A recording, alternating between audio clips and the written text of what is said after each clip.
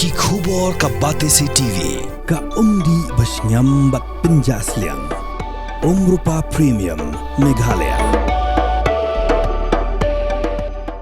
Sophistication meets style. The stylish trendsetter Tata Curve SUV is in town. India's first coupe SUV is now in Shillong. I wanna make up right now, see you whining, grinding, all on the floor like that. Oh.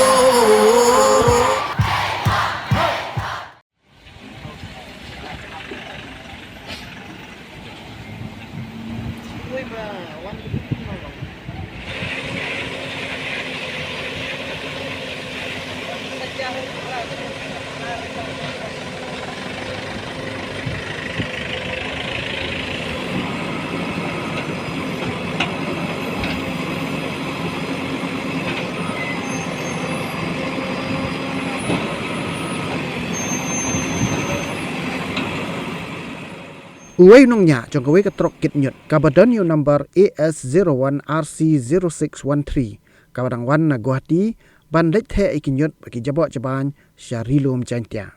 ulaklat no asyan hadien bakani katrok kala Kongpong ha surok ba National Highway 6 ha ribhoy ha ki benta jong surok Umsning bypass ha kapor kumba arbaji mensengi jong kapratrik unai weng araja pesau Uneu nong nya jong katrok ubala klat no nakani ka jingja udai ubala tip kerteng kum udau ni dekhar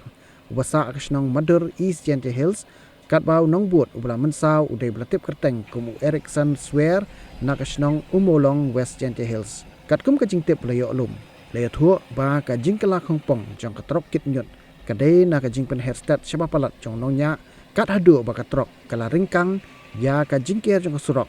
bat kala Kongpong pat syaka way pat ka benta jong ka surok National Highway ya unong nya trok ubala klat no la penket no sya civil hospital nong po ban pendap ka postmortem bat ya unong bud ubala mensau la ra no sya CHC Umsning ban yo ka jing sumar ki pulit jong ka Umsning police station tang syu jing tep alor ni ka jing ja ki lalek marmar ban sei ya unong nya jong ka trok ubala sakut na ka jing ban jong ka trok bakala Kongpong bat ban pelong ru ya ka jing tokit